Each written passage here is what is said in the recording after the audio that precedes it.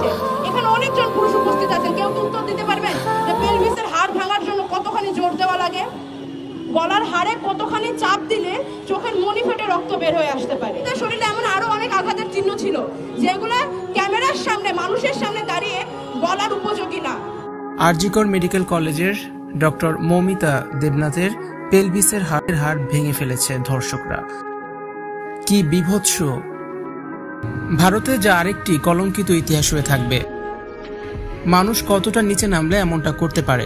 মৌমিতার গলার হাড়, পায়ের হাড়ও ভেঙে গেছে। তার গলা চেপে ধরে শ্বাসরোধ করে বিকৃত অত্যাচার চালানো হয়। বাঁচার জন্য ছটফট করছিল মৌমিতা দেবনাথ।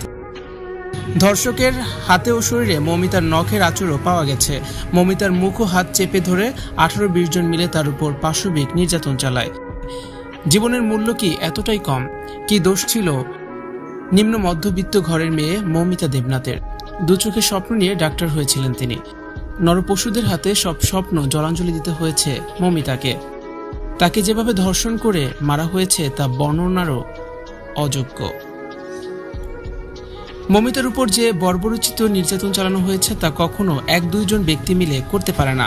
পুলিশ ধারণা করেছে এই ধর্ষণ কাণ্ডে 18 থেকে 20 জন জড়িত রয়েছে। গত 8ই আগস্ট রাতে টানা 36 ঘন্টার অনকল ডিউটিতে ছিলেন তরুণী চিকিৎসক মৌমিতা দেবনাথ। রাতে টিভিতে অনুষ্ঠান দেখছিলেন তিনি এবং অনলাইনে অন্যান্য খবরও দেখেছিলেন সহকর্মীদের সঙ্গে। 4 তলায় পালমোনোলজি বিভাগের সেমিনার হলে কিছুক্ষণের জন্য বিশ্রাম নিতে গিয়েছিলেন মৌমিতা দেবনাথ। কিছুক্ষণ পরেই ওই ঘরে ঢোকে ধর্ষকেরা। করা হয় এ সময় ধর্ষকেরা মদ্যপ অবস্থায় ছিলেন। মৌমিতা চিৎকার করলে তার মুখ আরো জোরে চেপে ধরা হয়। এত জোরে তার গলা টিপে ধরা হয়েছিল যে তার থাইরয়েড কার্টিলেজ ভেঙে যায় এবং তিনি অচেতন হয়ে পড়েন। আর সে অবস্থায় তার পোশাক খোলা হয় এবং চালানো হয় বিকৃত স্বপ্ন নির্যাতন। এরপর মৃত্যু নিশ্চিত করতে শ্বাসরোধ করা হয় এই নারী চিকিৎসককে। এর পরদিন সকালে জুনিয়র সহকর্মীরা ওই হলের ভিতরেই তার অর্ধনগ্ন মরদেহ পড়তে থাকতে দেখেন।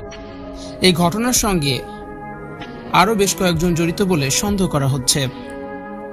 মৌমিতা দেবনাথের শরীরে যে পরিমাণ পাওয়া গেছে তাতে প্রায় 20 জন ধর্ষক জড়িত থাকতে পারে বলে সন্দেহ করা হচ্ছে।